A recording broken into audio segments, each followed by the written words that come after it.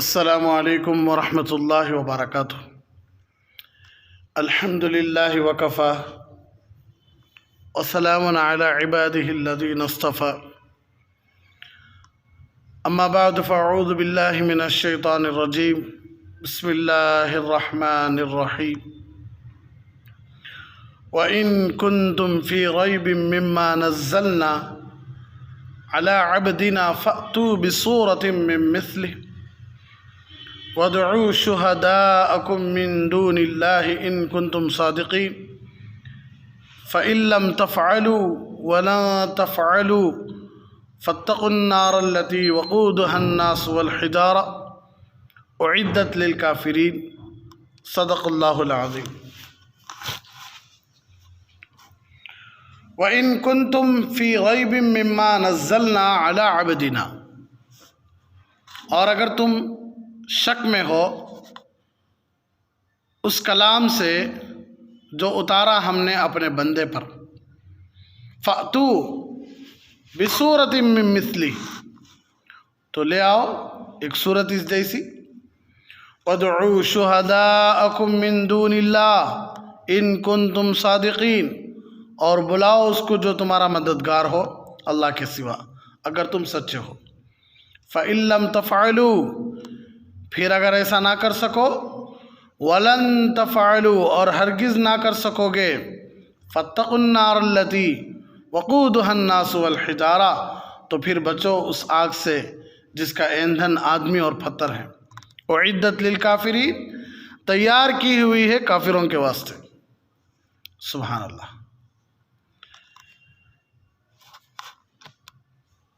تو یہ سورہ بقرہ کی 23 اور 24ویں آیت ہے۔ اس سے پہلی دو آیتوں میں اللہ تبارک و تعالیٰ توحید کا ثبوت دیا تھا کہ یا ایھا الناس اتقوا، کہ کیا ہے تو اللہ معاف فرمائے، کہ یا ایھا الناس اعبدوا ربکم الذی خلقکم والذین من قبلکم لعلکم تتقون الذی جعل لکم الارض فراشا والسماء بناء وانزل من السماء ماء فاخرج به من الثمرات رزقا لکم فلا تجعلوا للہ اندادا وانتم تعلمون۔ تو یہ دو آیتوں میں اللہ تبارک و تعالیٰ توحید کا ثبوت دیا تھا، توحید کے بارے میں بتایا تھا۔ اب اس کے بعد کہ اب یہ جو آیت اب میں تلاوت کیا شروع میں، جس کی ہم تفسیر کرنے جا رہے ہیں، ان دو آیتوں میں اللہ تبارک و تعالیٰ رسالت محمدی حضور صلی اللہ علیہ وسلم کی رسالت کا ثبوت دے رہا ہے کہ وہ ہدایت جو قرآن لے کر آیا ہے اس کے دو عمود ہیں۔ ارے بس میں قرآن جو ہدایت لے کر آیا ہے اس کے دو عمود یعنی دو اہم چیزیں ہیں، ایک آکر توحید، ایک آکر رسالت۔ سب سے اہم چیز یہی، سب سے اہم چیز ہر مومن میں ضروری ہے کہ صرف توحید ہو، خطرہ، رسالت نہ ہو، صرف رسالت ہو، خطرہ، توحید نہ ہو۔ تو دونوں بھی ہونا ہے، لیکن پہلے توحید ہے بعد میں رسالت ہے۔ توحید اللہ تبارک و تعالیٰ کو اس کی ذات اور صفات میں اکیلا ماننا، ارے بس میں زبان سے بھی، دل سے بھی، عمل سے بھی، ارے بس میں۔ رسالت اللہ کے نبی صلی اللہ علیہ وسلم کو اللہ کا آخری نبی ماننا، اللہ کا آخری نبی ماننا کہ اللہ تبارک و تعالیٰ انسانوں کی ہدایت کے لیے، انسانوں کی رہنمائی کے لیے اللہ تبارک و تعالیٰ نے حضور صلی اللہ علیہ وسلم کو بھیجا ہے، ابھی آخری نبی ہیں، ہمارے نبی آخری نبی ہیں، ہمارے نبی کے بعد کوئی نبی آنے والے نہیں ہیں۔ تو پہلی دو آیتوں میں تو اللہ تبارک و تعالیٰ کے چند مخصوص کام کے ذکر توحید کے ثابت کیے تھے کہ اللہ تبارک و تعالیٰ تم کو پیدا کیا ہے، تمہارے سے پہلے والوں کو پیدا کیا ہے۔ پھر اللہ تبارک و تعالیٰ نے کہا کہ اللہ تبارک و تعالیٰ کیا کرتا ہے، زمین کو بچھا کر ہے، جعل لکم الارض فراشا والسماء بناء، اور آسمان کو بنایا ہے، وانزل من السماء ماء، پھر آسمان سے پانی کو اتارتا ہے۔ یہ سب اللہ سمجھا رہا بندوں کو توحید کیوں لائے، اللہ کو کیوں مانے، اس لیے کہ اللہ زمین کو بچھایا ہے، آسمان کو چھت بنایا ہے، اور پانی اتار رہا ہے، اور پانی سے پھل پھول سب نکال رہا ہے، اس لیے کہ اس کے ذریعے اللہ تبارک و تعالیٰ اپنی توحید کو ثابت کر رہا ہے۔ تو بات سمجھ میں آ گئی کہ یہ سب کرنے والا صرف اللہ ہے۔ تو پھر اب ان دو آیتوں میں اللہ تبارک و تعالیٰ پیارے حبیب صلی اللہ علیہ وسلم کی رسالت ثابت کر رہا ہے، اور طریقہ اس بات دونوں کا ایک ہی ہے۔ پہلی دو آیتوں میں چند کاموں کا ذکر تھا جو اللہ تبارک و تعالیٰ کے ساتھ اللہ تبارک و تعالیٰ کے سوا کوئی نہیں کر سکتے تھے عرب اصل میں، جیسے زمین، آسمان کا پیدا کرنا، زمین و آسمان کا پیدا کرنا، پھر آسمان سے پانی اتارنا، پھر اس سے پھل پھول سب پیدا کرنا، یہ اللہ کے علاوہ کون کر سکتا ہے؟ خلاصہ استدلال یہ کہ جب یہ کام اللہ کے سوا دوسرا کوئی نہیں کر سکتا تو عبادت کے لائق تو صرف اللہ ہوا نا۔ اللہ کے علاوہ کوئی ہے تو کریں گے ہمیں اس کی عبادت، لیکن کوئی تو نہیں ہے۔ اور ان دو آیتوں میں ایک ایسا کلام پیش کیا گیا ہے جو اللہ تبارک و تعالیٰ کے سوا کسی دوسرے کا نہیں ہو سکتا، اور نہ کوئی انسان کر سکتا، نہ کوئی فرد کر سکتا، نہ کوئی جماعت اس کی نظیر لا سکتی۔ جس طرح زمین و آسمان کی بناوٹ پانی برسانے اور اس سے پھل پھول نکالنے سے انسانی طاقت کا عاجز ہونا اس کی دلیل تھی کہ یہ کام صرف اللہ تبارک و تعالیٰ ہی کر سکتے ہیں، اسی طرح کلام الہی، جس طرح آدمی زمین پیدا نہیں کر سکتا، جس طرح آدمی زمین کو بچھا نہیں سکتا، آسمان کو کھڑا نہیں کر سکتا، پانی نہیں اتار سکتا، پھل پھول نہیں نکال سکتا، آدمی عاجز ہے، اسی طرح اللہ کا کلام الہی، ھذا کلام ربی، یہ میرے رب کا کلام ہے، اس کلام الہی کی مثال یا نظیر کوئی بھی پوری مخلوق بھی پیش نہیں کر سکتی۔ پوری مخلوق کیا ہے؟ عاجز ہے۔ اللہ تبارک و تعالیٰ اس آیت میں پوری انسانیت کو اللہ یہ چیلنج کرتے ہیں کہ اگر کوئی ہے جو یہ کہنے والا کہ اس میں کچھ ریب ہے، کچھ شک ہے، کچھ تردد ہے، تو ٹھیک ہے، لا کر دکھاؤ، ایک ایسی صورت لا کر دکھاؤ، اگر کسی کے اندر طاقت ہو۔ کسی کے اندر اتنی مجال ہے کیا کہ قرآن میں کیا کر سکے؟ کوئی صورت لا کر پیش کرے، قرآن کی کوئی صورت بنا کر پیش کر سکے؟ تو اللہ تبارک و تعالیٰ ان دو آیتوں میں پیارے حبیب صلی اللہ علیہ وسلم کا جو سب سے بڑا معجزہ ہے اس کا ثبوت دے رہا اللہ تبارک و تعالیٰ۔ اللہ کے نبی صلی اللہ علیہ وسلم کے معجزے تو بہت سارے ہیں، لیکن سب سے اعلیٰ معجزہ، سب سے علمی معجزہ اللہ تبارک و تعالیٰ قرآن کا معجزہ بتا کر بات کو ختم کر دیا۔ حالانکہ ہمارے نبی کے بہت بڑے بڑے معجزے ہیں، لیکن اللہ تبارک و تعالیٰ ہمارے نبی کا جو سب سے بڑا معجزہ ہے اسے پیش کر دیا۔ بس اسے مان لو، اگر اور بھی بہت سارے معجزے ہیں لیکن اسے مانو، اگر نہیں مانتے تو لا کر دکھاؤ۔ صرف ایک معجزہ جو سب سے بڑا معجزہ ہے، اللہ اسے لا کر کہا کہ اگر نہیں مانتے تو لا کر دکھاؤ، فاتو بسورہ، ایک صورت۔ تو اب لوگوں کو دل میں خیال آتا ہے کہ شک، جب شک ہے تو پھر لاتی کیسے؟ کسی کے اوپر شک ہے بھائی کوئی چیز صحیح کی نہیں کی، شک ہے تو ہے نہیں ہے کوکر نہ شک ہے، کوکر نہ شک لاتی کیسے؟ تو علماء فرماتی ہیں یہاں شک کا مطلب وہ نہیں ہے، یہاں شک کا مطلب ایسا شک جس کی کوئی بنیادش نہیں، تھوڑا غور و فکر کرے تو بات معلوم ہو جاتی، ایسے شک ہیں یہ سبھی۔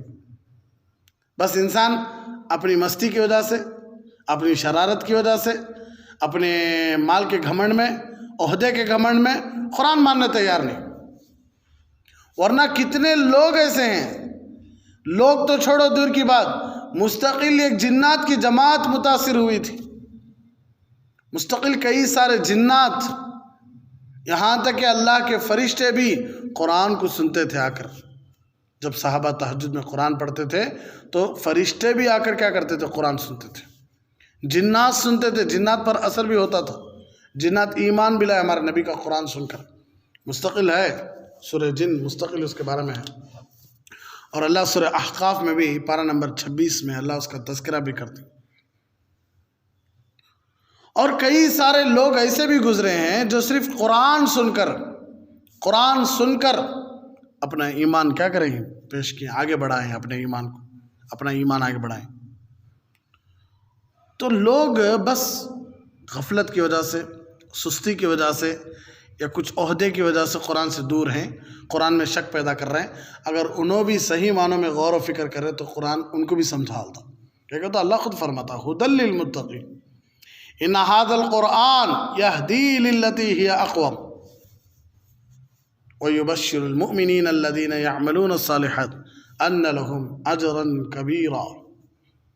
کہ قرآن ہدایت بھی ہمیں کئی مرتبہ آزما کر دیکھو کہ صبح میں جب ہم اٹھتی ہیں فجر کے بعد ایک تھوڑا قرآن پڑھ کر دیکھو اس کا اثر اتنا رہتا ہے دل پہ سبحان اللہ کہ شام تک اس کی تاثیر معلوم ہوتی ہے کہ ایک دم وہ ڈپریشن وہ ٹینشن وہ سب ختم ہو جاتا. قرآن کی برکت ایسی. اور قرآن ایک ایسی کتاب واحد کتاب ہے کہ جسے جتنا پڑھتے جاؤ اتنا مزہ آتا ہی جاتا رہتا، سستی نہیں آتی، بشرطے کہ دل سے پڑھنا، زبان سے نہیں. زبان سے پڑھنے والے نعوذ باللہ بس بھائی سست ہو گیا جان، کیا کہ مزہ آ رہا نہیں. کو آج تک کوئی بھی قرآن بند کرے نہیں سستگی کی وجہ سے یا کام کی وجہ سے، لیکن کوئی بھی یہ بول کر نہیں بند کرے قرآن کو آج تک، کتنا بھی کمزور ایمان والا کیوں نہ ہو، کوئی بھی آج تک ایسے نہیں کہ چلو بھائی بس نہیں ہو رہا پڑھنے قرآن، بیزار آ رہا ہے چلو بند کر ڈالو، ایسا آج تک نہیں. اللہ معاف فرمائے. تو ریب کا لفظ یہاں وہ شک نہیں، شک کا مطلب یہ ہے کہ لوگ اپنے غرور میں اپنے گھمنڈ میں ہی اس لیے شک نکال رہے سر رہا شک بھی نہیں نکال سکتے. اللہ فرما رہا اگر تم نہ شک ہے وَإِن كُنتُمْ فِي رَيْبٍ مِّمَّا نَزَّلْنَا عَلَىٰ عَبْدِنَا، میرے بندے پر جو میں قرآن اتارے ہوں اگر تم نہ وہم ہے، شک ہے، تردد ہے، لا کر دکھاؤ. تو پھر فَأْتُوا بِسُورَةٍ مِّن مِّثْلِهِ، سورہ بقرہ لا کر دکھانا کیا اتنا بڑا سورہ، بہت دور کی سوزل ہے یہاں. اسی لیے کیا سبحان اللہ حکمت دیکھو، فَأْتُوا السورہ نہیں لایا اللہ، بسورہ لایا، الف لام لے کر نہیں آیا.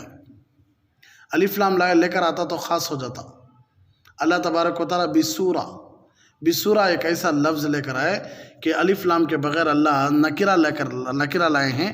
اس کا مطلب یہ ہے نکرہ کا کیا وہ نکرہ نہیں، اللہ تبارک و تعالیٰ سورہ لے کر آئے، نکرہ معرفت و الگ چل جاتا وہ. تو نکرہ اللہ کیا وہ فاتو بسورہ الف لام کے بغیر اللہ سورہ لائیں، اس کا مطلب یہ ہے کہ تم نہ جو سہولت ہے وہ لاؤ، تم نہ جو سہولت ہے وہ. سورہ بقرہ نہیں، سورہ آل عمران نہیں، سورہ کوثر بھی اندر لے کر آؤ، سورہ عصر بھی اندر لے کر آؤ. اللہ عموم رکھ دل ہے. ارے بس سب میں من دون اللہ کو چھوڑ کر، کسے چھوڑ کر؟ اللہ کو چھوڑ کر. سن میں آ رہا ہے کہ تو اگر اللہ کو مان رہی تمہیں تو پھر اللہ کے قرآن میں سوال کہیں اٹھاتی؟ بہت سارے کہتے نہیں اللہ قرآن میں کہاں بول کر ہے کہ داڑھی رکھنا ضروری ہے، فوراً توبہ کرنا، کیا فوراً توبہ کرنا. کوئی پاگل کوئی جاہل ہے کیسا بھی گزرا ہے جو بولیا کہتے ایک مرتبہ آ کر اللہ بولے کلے صاف رکھ، اللہ بولے کلہ صاف رکھو. قرآن میں اللہ خود بولے کہاں بھائی کلہ سوف تعلمون، نعوذ باللہ کیا دیکھو کلہ سوفا، کلہ سوفا صاف کہاں سے آ گیا ہے سوفا حرف لین، جیسے نعرہ تکبیر، کیا نعرہ تکبیر، نعرہ اصل میں وہ ہمیں کیا بدلا ہے نعرہ تکبیر، نار آگ، نار کیا آگ بھائی، نار کو کیا بولتے سو آگ، نعرہ تکبیر وہ ہمیں بول بول بول کو اسے کیا کر ڈالا معلوم کیا نعرہ تکبیر. ہمارے ایک دوست تھے سحری میں اٹھانے کی بڑی خواہش ان کو لوگوں کو. محترم بھائیوں بزرگوں دوستوں مار بہنوں کہتے ہیں، مار بہنوں کسے مارنا مارام بہنا مار بہنوں. کئی مرتبہ غور کریں نا کیا بول رہی ہیں. تب ہمیں تراویح پڑھاتے تھے بچپن کی بات ہے، تو مار بہنوں مار بہنوں مار بہنوں کہتے تھے. میں پوچھا کیا جی مار بہنوں، بولتے رہتی نا حضرت مار بہنوں. ارے مار بہنوں نہیں بھائی، وہ ماں اور بہنوں، وہ کہ میری ماں اور بہنوں، ماں اور بہنوں. تو دیکھو کتنا لفظ بدل گا، پھر بھی ہمیں خوش. جیسا رتی خوت، کیا رتی وقت ہو تو وقت کو بولتے بولتے بولتے بولتے خوت بنا لے اسے. ایسی اردو ہماری کیا؟ ایسی اردو. تو بولنے کا مطلب یہ ہے کہ اللہ فرماتا وَادْعُوا شُهَدَاءَكُم مِّن دُونِ اللَّهِ، بلا لو اللہ کو چھوڑ کر جن کو تم اپنا حمایتی سمجھتے ہو، مددگار سمجھتے ہو، بلا لو. کسے بلانا ہے بلا لو، اللہ کو چھوڑ کر اللہ بولے کسے بلانا ہے بلا لو، جسے بلانا چاہتے ہیں بلا لو. پوری انسانیت کو بھی رندے، پوری مخلوق کو بھی رندے، خصوصاً مراد اس سے مکہ والے، جسے چاہتے ہیں بلا لو.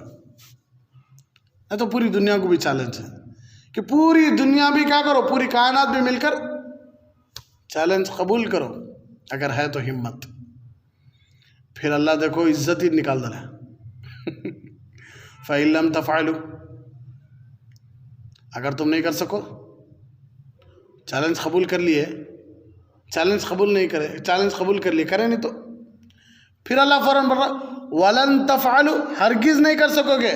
کرے نہیں کر سکو گے، تمہیں نہیں کر سکے. پوری زندگی تمہیں بیٹھ جاؤ، پوری انسانیت، پورے انسان بیٹھ جاؤ، بیٹھ کر کیا کرو، قرآن بنانے کی کوشش کرو.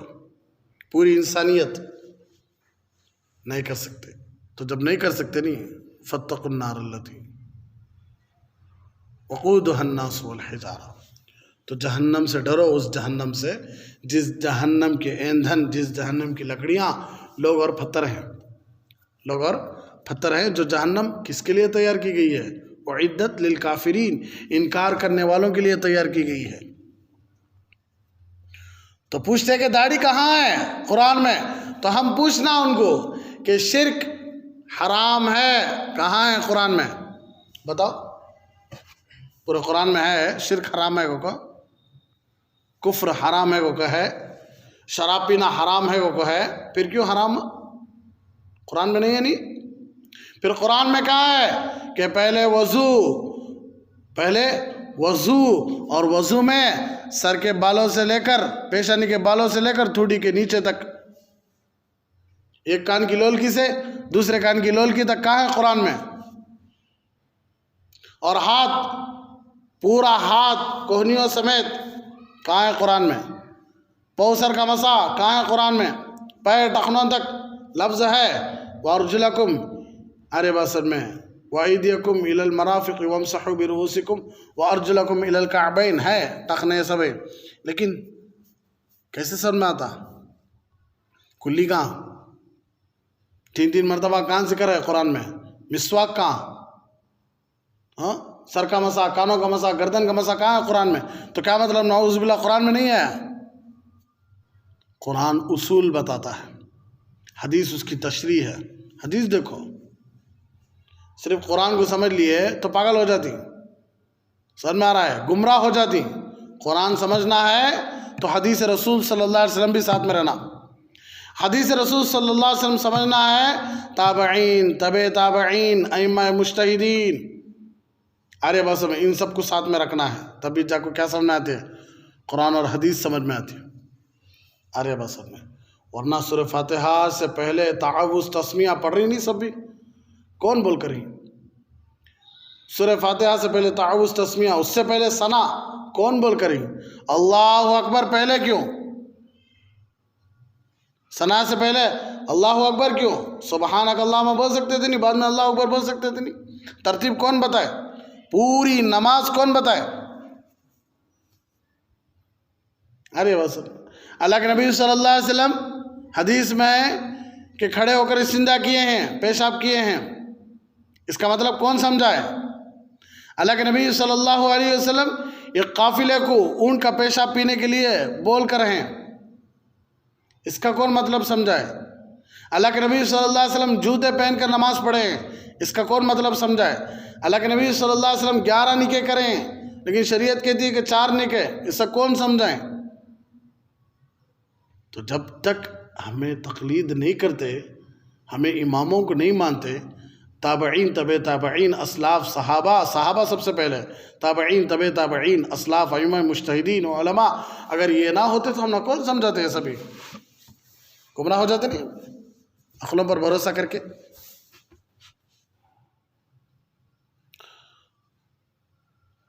تو کہاں ہے قرآن میں یہ سب باتیں؟ کہاں ہی نہیں. تو کیا مطلب قرآن نہیں بیان کرے؟ نہیں، قرآن میں ہر چیز ہے. اللہ قیامت کا تذکرہ کر ڈالے ہے قرآن میں. اللہ جنت و جہنم کا تذکرہ کر ڈالا ہے. اللہ پہلے انبیاء کا تذکرہ کر چکا ہے. اللہ صحابہ کا تذکرہ کیا ہے. اللہ مہاجر انصار کے صحابہ کا تذکرہ کیا ہے. اللہ آنے والے تابعین، طب تابعین، مجتہدین کا اللہ تذکرہ کر کے ہے. قیامت تک کے لوگوں کا اللہ تذکرہ کر کے رہے. اور اس قرآن سے کہتے ہیں کہ قرآن میں کچھ بھی نہیں ہے. نعوذ باللہ. بھئی قرآن بس متن ہے، اس کی تشریح حدیث ہے. تو بولنے کا مطلب یہ ہے کہ قرآن میں ہر چیز ہے. تو جب قرآن کو تمہیں نہیں مانتے تو چیلنج قبول کرو، ایکسیپٹ کرو. اگر وہ بھی نہیں کر سکتے ٹھیک ہے، تو تیار ہو جاؤ. کس کے لیے؟ جہنم میں جلنے کے لیے. جس جہنم کا ایندھن یعنی لکڑیاں نہیں، وہاں لوگ اور پتھر اللہ ان کو ڈال کو کیا کرتا ہے؟ سو جہنم کو بھڑکاتا ہے. ارے بس میں تو کتنا اللہ غیرت دلا رہا. دیکھو کوئی قوم آج تک 1400 سال ہو گئے، کوئی بھی قوم آج تک نہیں آئی کہ جو قرآن کے چیلنج کو قبول کر کے کیا کر سکے؟ ایک سورہ لا کر سکے. ایک آیت کا ایک ٹکڑا نہیں بنا سکے آج تک. اور بہت سارے ویڈیو آڈیو کلپ دیکھنے میں آتا ہے کہ دعاؤں کا مذاق اڑاتی ہیں، نکاح کے خطبوں کا مذاق اڑاتی ہیں. اللہ سے دعا، گوشت کے بارے میں ایک دعا سنا میں، نعوذ باللہ، کہ گوشت کے بارے میں مذاقی دعا. اور وہ سن کو ہنستے بھی ہمیں کہ پاپ انہوں ان پڑھ ہی میں، انہوں جاہل ہی، ان کو معلوم نہیں. لیکن ہم نہ تو جانکاری ہے نہیں، ہمیں وہ ویڈیو شیئر بھی کرتے کہ ایک آدمی نکاح کا خطبہ پڑھ رہا ہے، چھوٹا بچہ کہ نکاح پڑھا رہا ہے، کہتے انہیں کیا کیا دیا، عجیب الفاظ لا رہا ہے اور اسے شیئر بھی کرتی. ہمارے دین کا مذاق ہمیں خود اڑا رہی. اور اسی طرح کوئی نعوذ باللہ کوئی قرآن کے ساتھ توہین کر رہا ہے تو اس کا بھی ویڈیو، اس کا بھی پروفائل کیا ہو رہا ہے؟ پورا سوشل میڈیا. کوئی ہمارے گھر والوں کے ساتھ بے عزتی کرے، ہمیں وہ فوٹوز کو شیئر کرتی عبرت کے واسطے. دیکھو بھئی میرے گھر والوں کے ساتھ ایسا ہوا ہے، تمہارے گھر والوں کو بچا کو رکھ لو. کوئی اپنی بہن کی عزت کو شیئر کرتا، کوئی اپنی ماں کی عزت کو شیئر کر سکتا ہے، کوئی اپنے گھر والوں کی. تو اللہ کا قرآن اتنا سستا کہ جسے چاہے شیئر کرو. نہیں، قرآن سے تعظیم ضروری ہے، اس لیے کہ قبر میں وہ بھی ہمارا ہم سفر ہے، وہ بھی ہمارا ساتھی ہے. حضرت امام احمد ابن حنبل رحمۃ اللہ علیہ نے پوچھا تھا اللہ سے کہ اللہ تیرا قرب کیسا ملتا؟ قرآن پڑھو.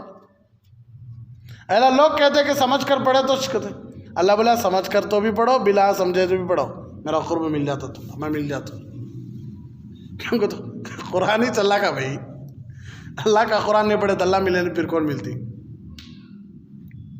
تو سبحان اللہ. اللہ دیکھو کتنا پیار سے سمجھا رہا. دیکھو بھائی جب تمہارا ہاتھ سے نہیں ہو رہا نہیں اور تمہارا ہاتھ سے ہو سکتا بھی نہیں تو تمہیں تیاری کر لو، نہیں تو سدھر جاؤ، ایمان لا لو میرے نبی پر کہ میرے نبی کا اس سے بڑا معجزہ کیا ہے. میرے نبی پڑھے لکھے نہیں تھے، میں ان کو اتنا زبردست قرآن دیا ہوں جس قرآن کی تمہیں مثال پیش کرنے سے قاصر ہو. حالانکہ تم عربی زبان جاننے والے ہو، تمہاری زبان عربی ہے، تم اپنی زبان پر شان بھی بتاتے ہو، اپنے آپ کو عرب کہتے ہو، باقی لوگوں کو عجم کہتے ہو، فصحاء عرب، بلغاء عرب، اپنے آپ کو بڑا شان سے کہتے. تو لاؤ ایک سورہ لے کر آؤ، ہمت ہے تو نہیں لا سکے. صرف ہمارے نبی کا ایک معجزہ جو سب سے بڑا معجزہ ہے، اس کے لیے قاصر ہو گئے. تو اللہ کہتا ہے جب تم قاصر ہو تو پکا یقین کر لو کہ یہ تمہارا اللہ کی طرف سے ہے. اگر تمہارا اللہ کی طرف سے نہیں ہوتا تو پھر کس کی طرف سے؟ اگر انسان کی طرف سے ہوتا، تمہارے جھوٹے معبودوں کی طرف سے ہوتا تو تم کر سکتے تھے یہ کام. کیوں نہیں کر سکتے؟ اللہ کی طرف سے ہے کہ کچھ تمہیں یہ کام نہیں کر سک رہی. اتنا پیار سے کوئی سمجھاتا کہ بھائی بڑا آدمی، اے جا کو شکر لا. بیٹے سے بول دیا ابا کہتا با منجر پوچھتا تو کہتا ہو کو ہاں منجر پوچھتا تو کسے پوچھنا سو امی کو جا پوچھ. نہیں با تمہیں نہ بولے. اچھا زبان لڑا تھا شیطان، بیل توڑیا تھی پاپا، تمہیں نہ حکم دیے. ارے ہے کہ نہیں؟ اٹھے تک ماترا لے کر آ. کوسا با کام پکڑ لے بیٹھا ہوں میں ہاتھ پیٹ کو، پھر کانگا لے لگاتا، سر کا لے لگاتا ہے. وتی بھی عقل نہیں تجھے، جنتر لگا لیتے رہتی امی ابو. جا اٹھ کو جا ماترا لے کر آ، کانگا با کہ دکھا نہیں تجھے انکھیاں کو، کانگا لے کر آنا. امی جنتر سر کو لگ رہی. اچھا امی گلے کو لگڑے رہتے تو گلے کا ماترا، ارے ہے کہ نہیں؟ امی پیٹ میں لگڑے رہتے تو پیٹ کا ماترا. جاؤ میڈیکل میں پوچھو پیٹ کے درد کا ماترا دو کو. نہیں پیٹ کا ماترا کیا؟ پیٹ کا ماترا، پیٹ کے درد کا ماترا. انہیں پورے جسم کے درد کا ماترا آتا تھا، پیٹ کے درد کا ماترا آتا کیا؟ تو بڑے لوگوں کی بات صرف سن لے بھاگتے رہنا، ہمیں ہوتا سوال کرنا نہیں کرے تو غصہ آتا ان کو. کیا غصہ آتا؟ پھر انہوں جلدی الگ گرا کر لیتے کیا ہم کریں گے، کیا کریں گے پاپا، مجبور ہے انہیں بھی.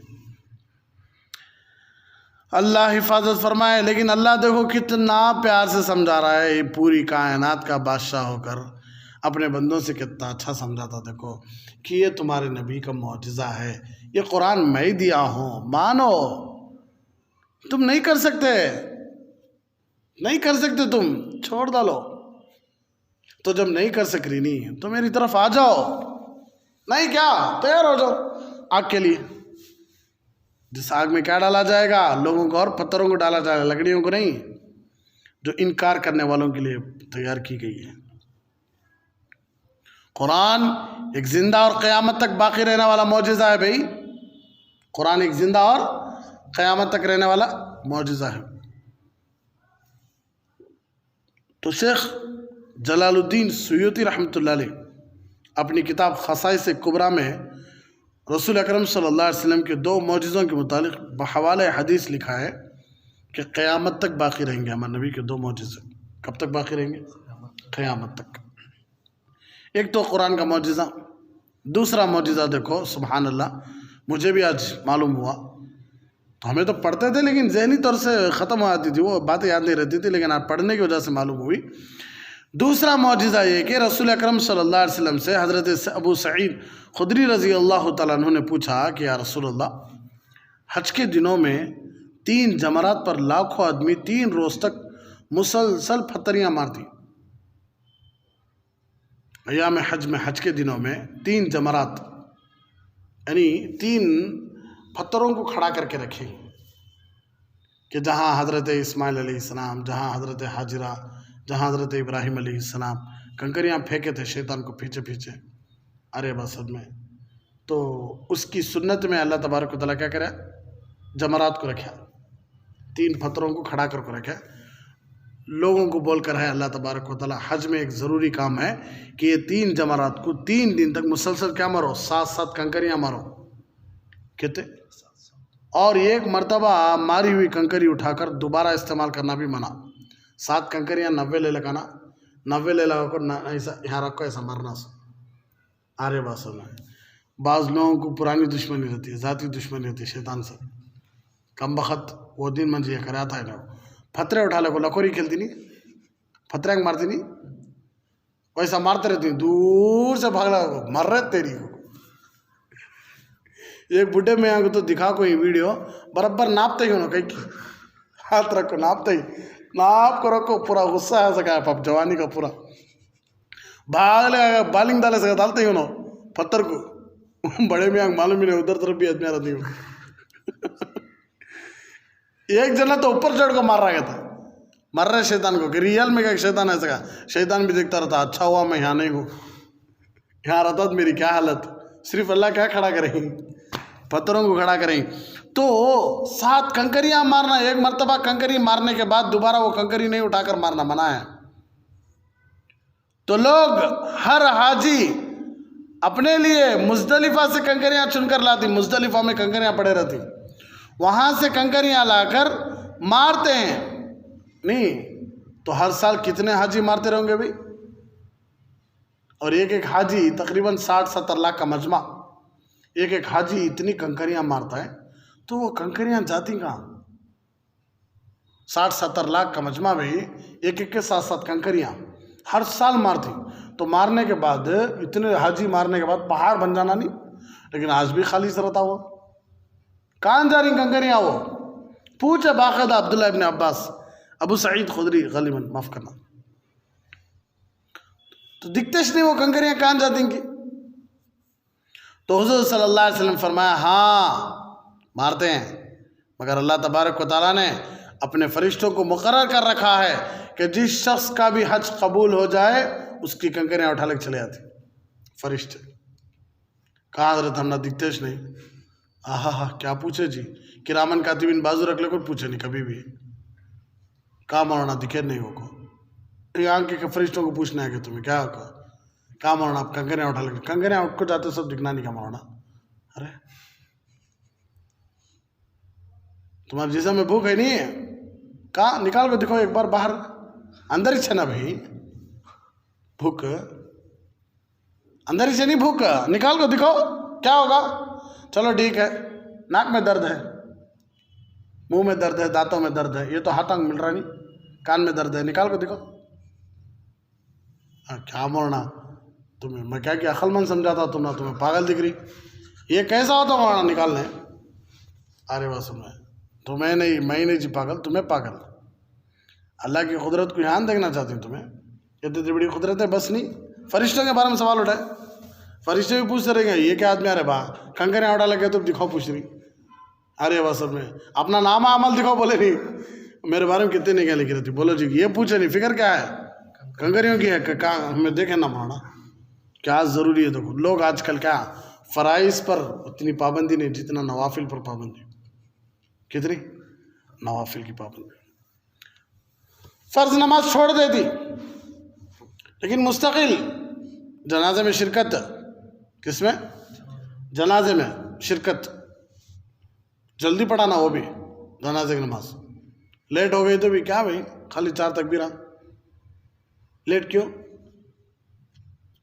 فرائض نہیں، آج نوافل بڑی پابندی، کہ قرآن میں گھر میں قرآن پڑھانا بہت ضروری، نماز پڑھو نا کو گھر میں ضرورت نہیں، صرف کیا پڑھا لو؟